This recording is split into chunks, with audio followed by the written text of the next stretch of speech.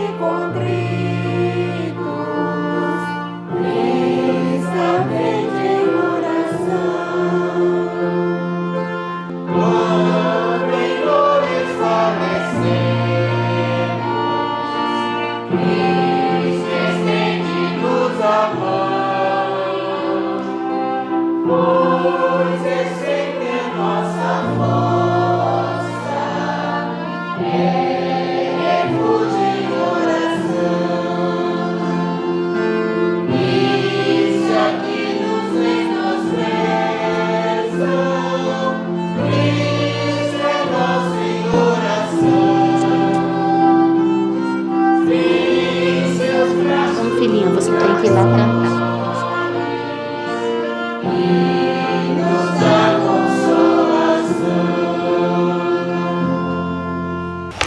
Amém. Que bom é louvar o Senhor, né? Sim, nos dá uma maravilhoso. paz no nosso coração. E realmente nós não sabemos quando Cristo vai voltar. Embora os sinais tenham apontado a volta de Cristo, mas nós temos que estar preparados, né, bem? Parados. Igual a Bíblia fala que ele vem repentinamente como um ladrão. Isso mesmo. E agora nós vamos fazer o quê? Recitar o nosso verso, que cada dia nós falamos que se encontra em Filipenses 1, do 27 ao 29. Isso mesmo. Então vamos contar até 3 para nós recitarmos? Vamos. Você pode fazer essa contagem? 1, 2, 3. Filipenses 1, do 27 ao 29. Somente deveis portar-vos dignamente, conforme o Evangelho de Cristo, para que quer vá e vos veja, quer que esteja ausente, ouça acerca de vós que estáis no mesmo Espírito, combatendo juntamente com o mesmo ânimo, pela fé do Evangelho. E em nada vos espanteis dos que resistem, o que para eles, na verdade, é indício de perdição, mas para vós de salvação. E isso de Deus, porque a vós vos foi concedido, em relação a Cristo, não somente crer nele, como também padecer por ele. Filipenses 1, do 27 ao 29. Filipenses 1, do 27 ao 29. Somente deveis portar-vos dignamente, conforme o Evangelho de Cristo, para que, quer vá e vos veja, quer que esteja ausente, ouça acerca de vós, que estais no mesmo Espírito, combatendo juntamente com o mesmo ânimo, pela fé do Evangelho. E em nada vos espanteis dos que resistem, o que para eles, na verdade, é indício de perdição, mas para vós de salvação. E isso de Deus, porque a vós vos foi concedido, em relação a Cristo, não somente crer nele, como também padecer por ele. Filipenses 1, do 27 ao 29. Filipenses 1, do 27 ao 29. Somente deveis portar-vos dignamente, conforme o Evangelho de Cristo, para que, quer vá e vos veja, quer que esteja ausente, ouça acerca de vós, que estais no mesmo Espírito, combatendo juntamente com o mesmo ânimo, pela fé do Evangelho. E em nada vos espanteis dos que resistem, porque para eles, na verdade, é indício de perdição, mas para vós de salvação, e isso de Deus, porque a vós vos foi concedido, em relação a Cristo, não somente crer nele, como também padecer por ele. Filipenses 1, do 27 ao 29. Amém. E que bom é falar os versinhos, não é verdade? Porque ele enche o nosso coração. E agora nós vamos despedir do pessoal, mas eles vão continuar aqui para estudar a palavra de Deus, e nós também, né? Que o Senhor Jesus Cristo te abençoe e que esse dia seja muito feliz. Que nós possamos colaborar para esse dia estar feliz, né, bem? Sim. Então dá um tchauzinho pro pessoal. Tchau, fique com Deus e fique com o nosso estudo, que Deus te abençoe. Amém. Já que eu vi que vocês fizeram em duas partes, a primeira parte bíblica e a segunda do livro, eu disse, Carol, você vai me ajudar com a primeira parte da Bíblia. Hoje no ano bíblico, três capítulos muito importantes para a história e para a profecia. O primeiro é Isaías 14, vamos estudar 14, 15 e 16. No estudo passado, nós vimos com Joshua e as meninas que nós estávamos vendo a queda, da profecia da queda de Babilônia. E o 14 continua com a queda desse reino. E na verdade os capítulos consequentes são isso. É Deus dizendo, a Síria vai cair, Moab vai cair, os filisteus vão cair, mas tem um reino que permanece. Tem um detalhe muito bonito que quando eu estava lendo na minha Bíblia, eu tinha marcado aqui, não está questão na Bíblia de Amanda, mas eu lembro uma vez, nós estávamos no Rio de Janeiro, e uma amiga comentou isso. Tinha um irmão que ele não tinha muitos dons, mas ele gostava muito de pregar. E quarta-feira normalmente colocam aqueles que não são muito bons em pregar, porque tem pouquinha gente, então esse podem ser mais na quarta. E ele abriu o livro Gênesis em genealogia. E ele começou. E Sete gerou não sei quem, e aí essa amiga que estava comentando a história, ela falou, e eu convidei meu namorado esse dia, a primeira vez que ele entra na igreja, e logo esse irmão, e ele ficou falando um monte de nomes. E para ela foi uma decepção. Mas para ele, quando ele saiu, ele disse, nossa, Deus se preocupa com cada detalhe, com cada um de nós, que ele se preocupou de nomear pessoa por pessoa. Será que ele se preocupa comigo? E em Isaías 14 ele disse, para os ímpios, a destruição e a sua herança não vai ter lembrança. Mas para os que são da semente de Davi, nós teremos. Sempre vai ter um remanescente. Eu achei muito bonito isso, porque nós deveríamos estar lutando com Cristo, não contra Ele, mas com Ele, para nós fazermos parte também dessa herança. Nesse trechinho do capítulo 14 de Isaías aparece um dos textos chave para a gente compreender o grande conflito. Tem 2 textos chave para a gente compreender o grande conflito. Um deles está em Ezequiel 28. A gente não precisa entrar nesse texto agora. Ezequiel 28 fala do perfeito eras dos teus caminhos, desde que foste criado, até que se achou iniquidade em ti. Fala de Lúcifer, como eram as coisas lá no céu. Isaías 14, de 12 a 14, dá uma ideia do porquê, o porquê exatamente a gente não tem, mas a gente tem um vislumbre do que estava acontecendo no coraçãozinho de Lúcifer quando ele decidiu se rebelar contra Deus. Interessante, nós quando estamos conversando sobre isto, a gente vê que a Bíblia nos dá a parte micro, que era aquele reino de Babilônia nesse instante, mas também nos dá o vislumbre macro desse grande conflito entre o bem e o mal que começa no céu. Eu acho que esse é o primeiro verso que a gente deveria estudar quando começa a estudar sobre essa linha do tempo. E Deus começa a fazer uso da Babilônia agora, não só a Babilônia literal, mas ele pega a Babilônia como uma representação da maldade, do pecado, da impiedade, e ele abre e amplia o espectro e diz: o originador disso tudo, olha como tudo isso começou. Algumas profecias você analisa na visão micro e de repente elas ampliam para a visão macro. Uma muito conhecida que a gente gosta de usar nos nossos estudos é Mateus 24. Né? O que vai acontecer com Jerusalém? Os discípulos perguntam. E como será no tempo do fim? E Jesus responde: Jerusalém ali, e daqui a pouco ele responde o tempo do fim também. Aqui a gente tem algo semelhante falando do mal. E nesse trecho de Isaías 14, de 12 a 14, nós lemos o quê? Vamos ler. Como caíste do céu, ó estrela da manhã, filho da alva, como foste lançado por terra, tu que debilitavas as nações. Tu dizias no teu coração: eu subirei ao céu, acima das estrelas de Deus exaltarei o meu trono, e no monte da congregação me assentarei, nas extremidades do norte. Subirei acima das mais altas nuvens e serei semelhante ao Altíssimo. Sabe o que é interessante nesse trecho aqui? Se você parar para analisar direitinho, todos os indicativos são para o alto, né? E para mim, eu. Se você for conjugar os verbos, estão todos primeira pessoa do singular. Eu subirei, eu exaltarei, eu, e sempre para cima, para cima, para cima. Autoexaltação.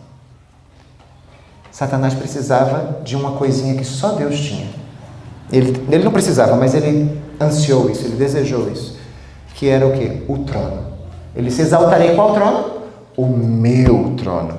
Ora, se ele quer exaltar o trono dele, alguém precisa sair do trono. Ele queria destronar Deus e sentar-se no trono de Deus. Aí fica fácil para a gente entender, Carol, o que Satanás procurava na Bíblia. Ele procurava 2 coisas. Quem se senta no trono tem 2 coisas, pelo menos. Adoração.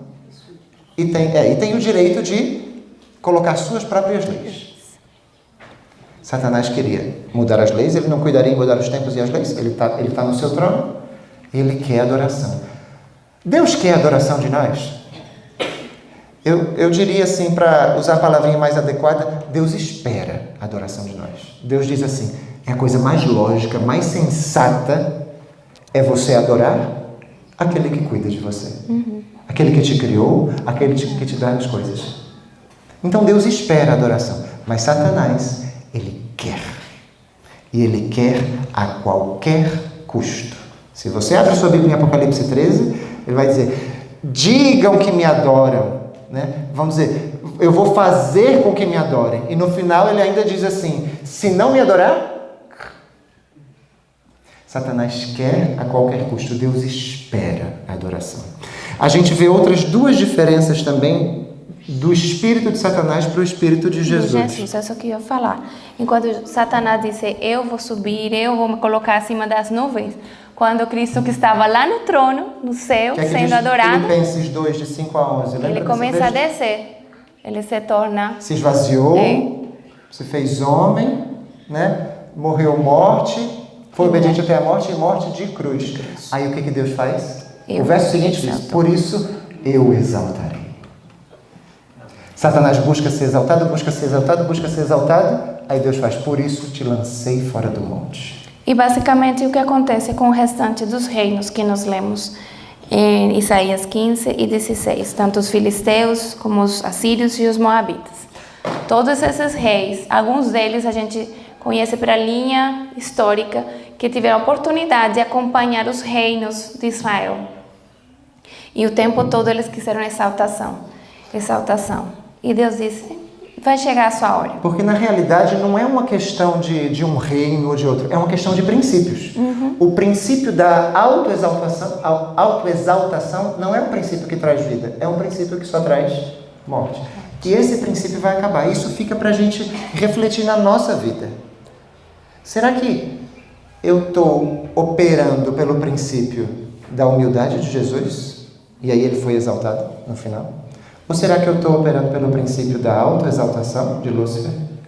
E o fim disso é, eu vou ser lançado fora do monte. Qual princípio está regendo a minha e a sua vida? Isso deve estar na nossa mente. Nos meus gestos, nos meus atos, nos meus pensamentos, nas minhas atitudes. Que princípio rege a minha vida? Porque tudo vai se resumir a esses dois princípios. Ou a autoexaltação, né? Ou a submissão, a humildade, o trilhar que Jesus trilhou. Dentro de nossas esferas de influência nós temos poder. Sim. Como pais nós temos poder. Eu tenho o meu reinozinho em casa, o meu lar. Como chefes em nossos trabalhos, não? Vocês têm um grupo de submissão. E como que nós vamos reger? Vai mostrar de que reino somos, que princípios vamos reger. Eu digo que você vai fazer, eu mando que você faça, e se você não fizer, ai de você. Lutero dizia isso. Lutero dizia, eu não tenho tanto medo de Roma. Eu tenho dentro de mim o Papa. Ele dizia o isso. Ego. O maior de todos os papas, ele dizia. Então, essa é a nossa luta diária. De nós não queremos nos exaltar, mas queremos exaltar aquele que merece adoração, que é Cristo. Tem mais alguma coisa pontual que você queira falar ou a gente já pode partir para... Pode partir para o capítulo 2. Vamos partir para o capítulo 2 do Desejado de Todas as Nações, que tem muita coisa. Se você quiser ficar aqui comigo, a sua presença é muito importante para nós. Não desligue.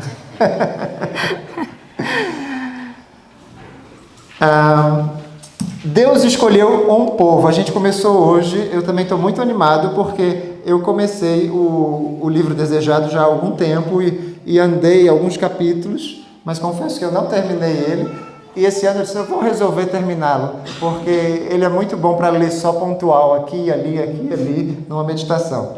E eu já estou avançando já pelo capítulo 20 e tanto, quase 30, e quando vocês me pediram para falar sobre o capítulo 2, eu fiquei muito feliz. O povo escolhido. A gente viu, o primeiro capítulo foi Deus conosco, foi ontem que a gente viu o Deus conosco, isso. Hoje nós estamos estudando o povo escolhido. E o povo aguardava a vinda do Messias? Sim ou não? Sim, claro que aguardava. Eles estavam ansiosamente buscando o Messias. Já havia um período entre o Antigo e o Novo Testamento, se eu não me engano, de aproximadamente 400 anos. Né? E eles estavam havia uma profecia que o Messias viria. Que profecia era essa que falava da vinda do Messias? Que foi dada a Daniel? 70, mas foi justamente nas 69 mesmo que ele viria, né? Tá certo isso. Então eles estavam ansiosos, a profecia estava lá. Talvez alguns deles tivessem isso em mente.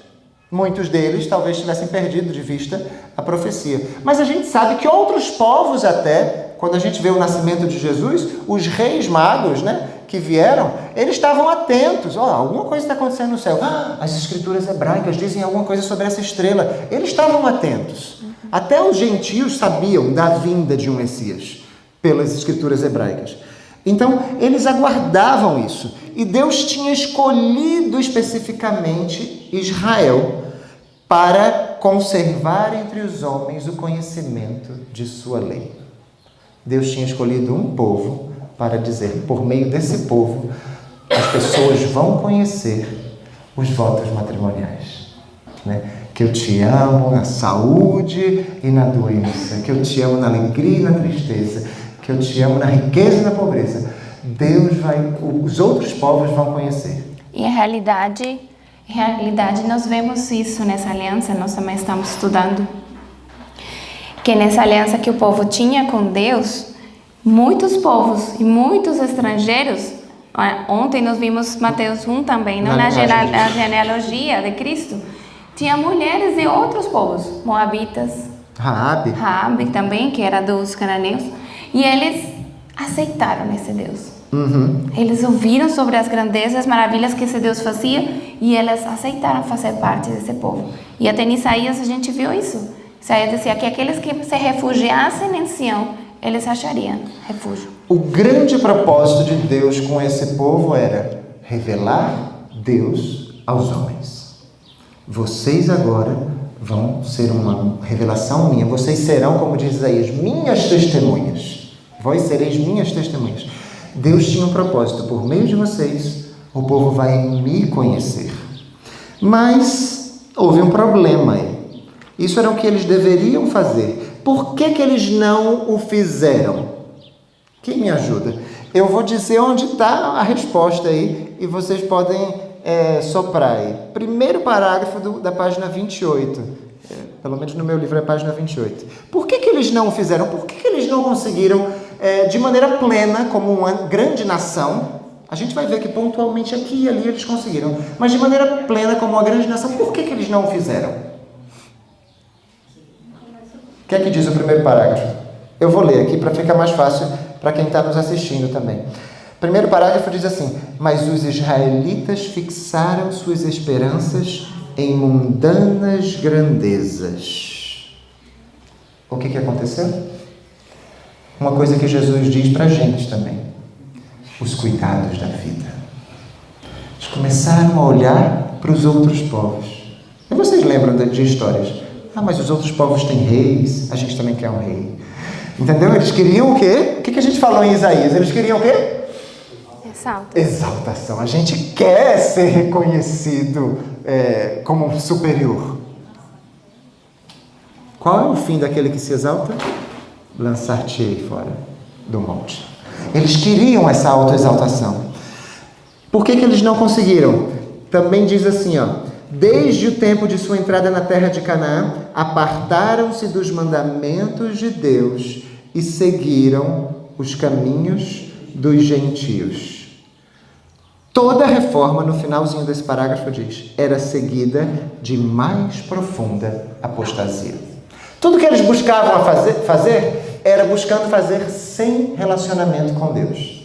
E quando a gente busca fazer as coisas porque se a gente tem um relacionamento com Deus, a gente não vai buscar autoexaltação. A gente vai buscar o quê? É necessário que Ele cresça e que eu diminua. Mas a autoexaltação não opera assim. A autoexaltação funciona. Não. O único a crescer aqui sou eu. Então a gente tira Deus do trono e a gente procura uma reforma. Só que o que acontece com essas reformas? Geram mais profunda apostasia. Será que ainda hoje a gente padece dessa doença? Procurar reformas sem Deus e gerando cada vez mais profundas apostasias? A gente se esquece, nós temos como igreja estudo de reavivamento e reforma. As reformas que vêm por consequência de um reavivamento são reformas que vão perseverar, e vão ser realmente reais. Mas aqueles que querem fazer somente, eu vou me reformar exteriormente, porque eu entendi aqui na minha cabeça que eu tenho que usar assim, que eu tenho que comer assim, que eu tenho... Mas se você não entende aquele Deus que está te pedindo isso não vai durar muito. Muito importante você ter tocado nesse assunto, porque nós corremos o risco de fazer a troca, a inversão dos papéis. Diz reavivamento e reforma. A gente pensa que é reforma que vai trazer o reavivamento. E é exatamente o contrário. A reforma que espera trazer o reavivamento causa o que aconteceu com os israelitas no passado, que eles então se autorrecluíram. Eles queriam estar tão longe dos pecadores e do pecado que deixaram de ser o sal da terra. Isso me impressionou demais. Olha, a gente ano após ano lê isso aqui, né? Só que cada vez a gente toma um susto. E eu me impressionei com esta parte, que eles esperavam sem relacionamento, como você disse, Rander, esperavam sem relacionamento conseguir o resultado que eles sabiam que podia ter, mas sem relacionamento. Olha o que diz aqui, ó, olha só.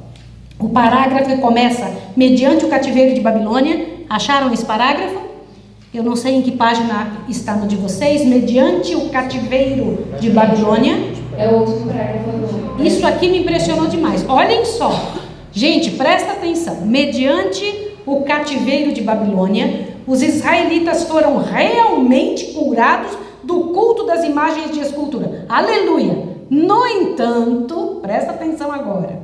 Durante os séculos que se seguiram, sofreram a opressão de seus inimigos gentios, até que se firmou neles a convicção de que sua prosperidade dependia da obediência prestada à lei de Deus. Mas, com muitos deles, a obediência não era motivada pelo amor. Tinha um motivo egoísta.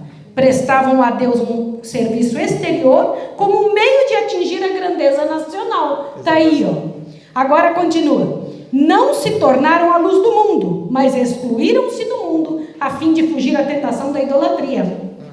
Olha como o diabo é esperto. Espera aí que eu vou fazer vocês caírem pela idolatria. Agora eu faço vocês caírem pelo extremo do outro lado. Agora a parte pior. Olha só. Nas instruções dadas a Moisés, Deus estabeleceu restrições à associação deles com os idólatras. Esses ensinos, porém, haviam sido mal interpretados. Visavam preservá-los contra as práticas dos gentios, mas foram usados para estabelecer o quê? Uma parede de separação entre Israel e todas as outras nações que eles deviam ser luz. Todas as outras nações que eles deveriam ser... vocês vão abençoar todas as nações da terra. Vocês têm que ser como José, como Daniel, como Abraão. Vocês têm que representar o nome de Deus. E eles então, pelo intuito tão grande de se livrar da possibilidade de se tornarem idólatras, eles acabaram idolatrando até sua própria religião, seu próprio comportamento. Isso me impressionou tanto. Eu falei, meu Deus, nos ajude a não fazer isso. O que você falou, Maísa, me fez lembrar de por que eles fizeram isso. A gente viu os cuidados do mundo, olhando para os outros povos, tentavam fugir da idolatria, mas passaram a se conformar com ela e começaram a colocar a idolatria dentro dos próprios cultos deles. Eles tinham que ser luz para o mundo, mas criaram uma barreira de separação. E agora? Será que Deus conseguiria cumprir seu propósito mesmo assim? Sabia que o propósito de Deus sempre se cumpre? O propósito de Deus sempre se cumpre. Ainda que ele tenha que peregrinar com a gente 40 anos pelo deserto. Não era o plano original, mas o propósito dele vai se cumprir. Como nação, vocês lembram na profecia de Jeremias, que Babilônia viria e Deus disse, vocês estão muito idólatras, não resistam aos ataques de Babilônia, se entreguem. E o que é que o povo dizia? Não, imagina, de jeito maneira, a gente vai guerrear. Não sobrou pedra sobre pedra. O propósito de Deus é que o povo revelasse Deus para o mundo. Mas o que foi que aconteceu? Como nação, eles falharam ali, naquela situação de Jeremias, mas Deus tinha Daniel e 3 amigos. E quando Nabucodonosor reconheceu que Daniel era um profeta do Deus verdadeiro, ele lançou um decreto, e o mundo então conhecido não tomou conhecimento do Deus verdadeiro, sim ou não? Sim. Deus precisa de muita gente. Deus precisa de pessoas dispostas, comprometidas. E o propósito dele, que não se cumpre em tempos fáceis, se cumprem às vezes, se cumprem nas adversidades. E muitas das vezes as nossas maiores lições nós as extraímos em tempos de adversidade. É ou não é verdade? Mas eu queria falar da ilustração. A ilustração é a seguinte. Imagina Aqui temos as janelas. Aqui temos algumas janelas, várias janelas. Lindas. E por meio das diversas doutrinas que Deus nos deu, vamos supor que cada uma dessas janelas fosse uma doutrina. E de cada uma dessas doutrinas que Deus nos deu, o propósito era revelar quem? Cristo. Nossa, por meio do sábado eu vejo um Deus Criador que descansou para ficar um tempo só comigo. Por meio de cada doutrina a gente está vendo Jesus Cristo. Só que agora, em vez de eles convidarem as pessoas para ver Jesus Cristo, eles diziam: já viu minha janela de blindex? Transparente, 100%. Vem ver aqui. Olha, tem os arozinhos de alumínio aqui. Ah, isso aqui é bom. É aço inoxidável. Em vez de a gente ver a paisagem que a janela nos levava a ver, eles ficaram focados em quê? Na simbologia. A simbologia já não apontava mais a Cristo. Apontava, mas eles não falavam isso. Era a simbologia pela simbologia. E a essência daquilo deixou de ter vez. Aqui diz isso, não? Mas os judeus perderam a vida espiritual De suas das cerimônias. suas cerimônias, apegando-se a formas mortas. Apegaram-se à janela, a uma forma morta, e perderam de vista a paisagem, o pôr do sol. Que coisa triste. O que mais a gente leu aqui? Que foi muito interessante. Era impossível, com todas as suas minuciosas e enfadonhas injunções que eles colocaram, era impossível guardar a lei. Por que eles colocaram tantas minúcias, tantas injunções? Sabe por quê? É até uma coisa lógica, entre aspas. Aquele povo tinha sido, a gente está vendo aqui, Deus procurou destruir a ruína de quem? Dos babilônios, dos assírios, dos filisteus, dos moabitas. Aquele povo tinha sido, em vários momentos de sua história, escravo de cada um desses povos. Sim ou não? Os hebreus, o povo de Israel. Eles tinham passado por cativeiros assim, com assírios, com babilônicos. Eles disseram: não. A gente entendeu que toda vez que a gente desobedece à lei, toda vez que a gente falha, que a gente idolatra outros povos, outros deuses, a gente termina escravo de outros povos. A gente não vai mais cair nessa. Vamos abraçar essa coisa chamada lei. Isso vai ficar bem pertinho de nós.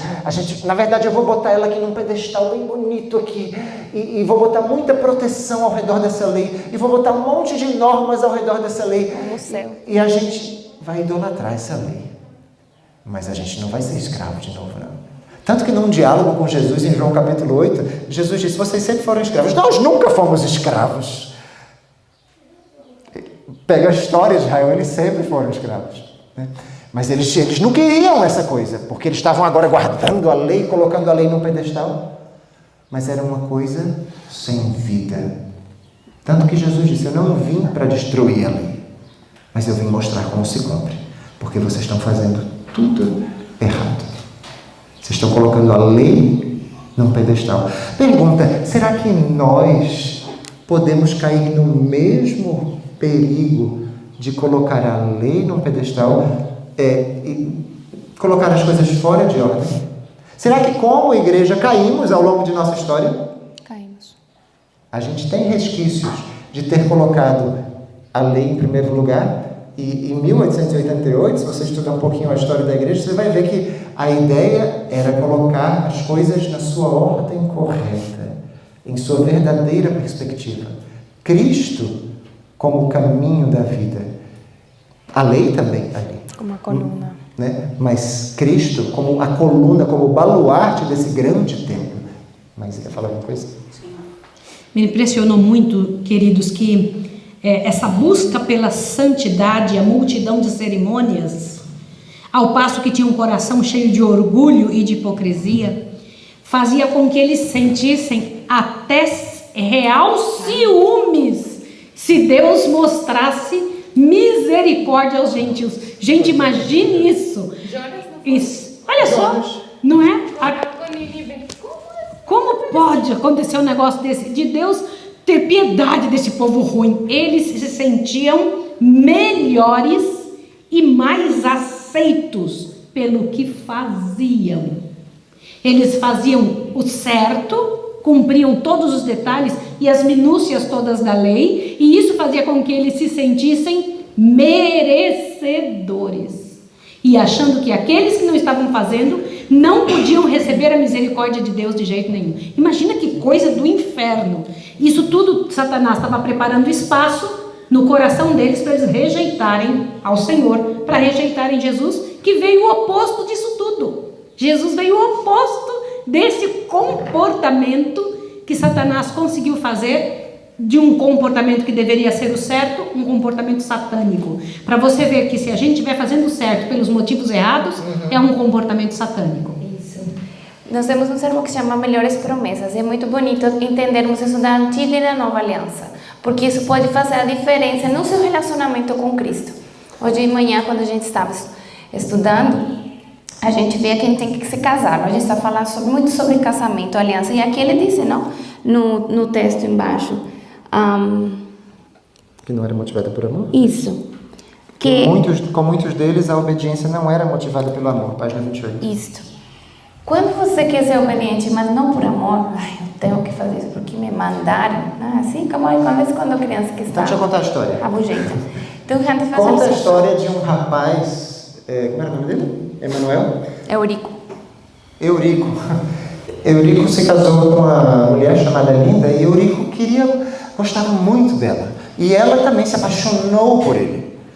E ele era diferente, ele abria a porta do carro para ela, ele fazia todas aquelas coisinhas românticas que as mulheres gostam, ele verificava se a temperatura do ar-condicionado estava ideal, ele era tudo que ela sempre sonhou. Ela se entregou para ele, eles se casaram, e depois da lua de mel, quando ela se vira assim, ele está em pé, ao lado da cama, e com uma folha de papel na mão. Ela achou que era um poema, alguma coisa que ele ia declamar para ela, uma música que ele ia cantar, sei lá. Ela estava toda romantizada. E ele disse, não, olha, eu estive estudando e para o nosso relacionamento dar certo, eu preparei aqui algumas coisas que você deve fazer.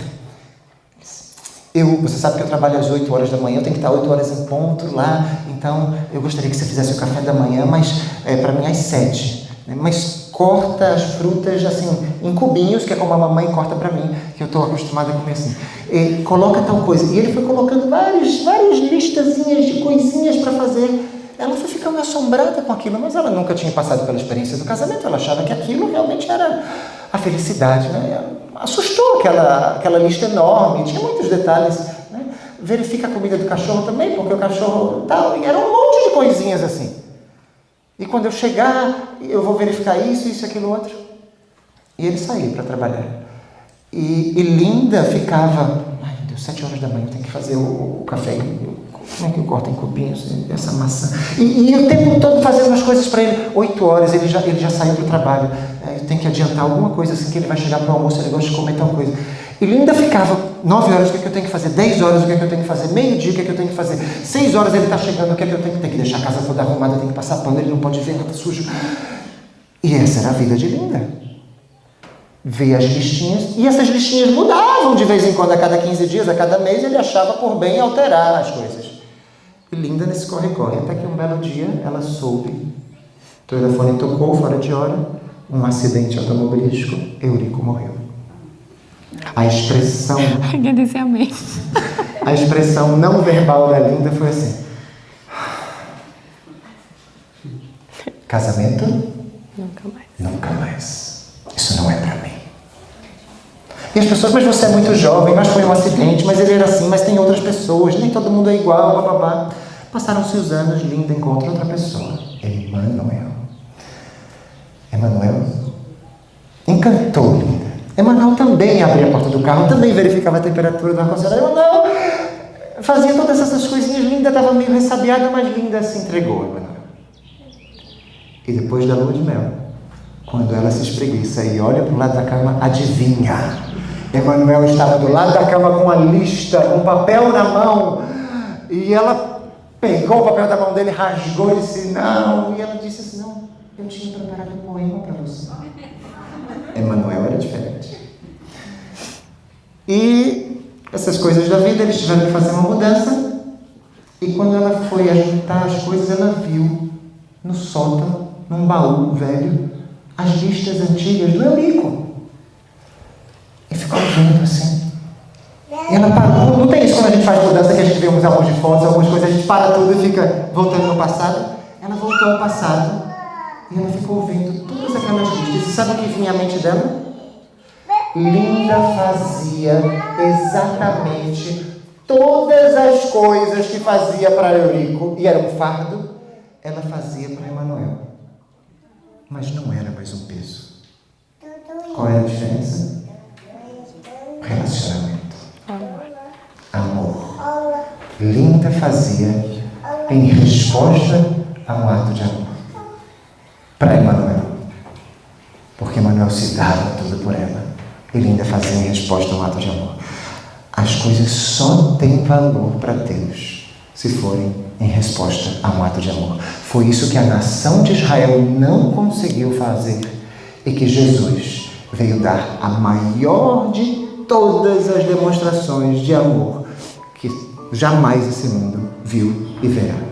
A morte de seu filho na cruz. Que Deus nos abençoe. Amém. Vamos cantar a musiquinha? A mesma ou outra? A mesma.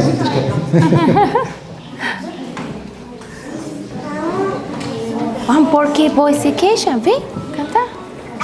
Vai lá, Suzy. Vai lá, Suzy. Porque pois... Ai, meu pai, desculpem. Segura o microfone. Você escuta o microfone.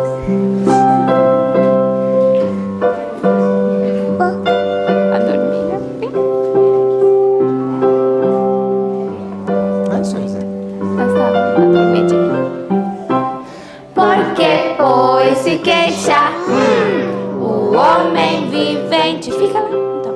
Porque pois se queixa o homem vivente. Queixe-se cada um dos seus próprios pecados. Queixe-se cada um dos seus próprios pecados. Ai, eu estou com sono. Está muito quente hoje. É sempre culpa dela. Foi ela que começou. Não. Porque pois se queixa o homem vivente. Porque pois se queixa o homem vivente. Queixe-se cada um dos seus próprios pecados. Queixe-se cada um dos seus próprios pecados. Livro de Lamentações 3:39. Senhor, não somente individualmente, mas como um povo, consigamos revelar o Teu caráter ao mundo. Amém, Senhor. Que não levantemos muros de separação nem barreiras, antes busquemos amar ao próximo como a nós mesmos, Senhor. Amém. Amando a Ti sobre todas as coisas, de todo o nosso coração, alma e mente. Nós Te agradecemos tudo isso em nome de Jesus. Amém. Amém, Senhor.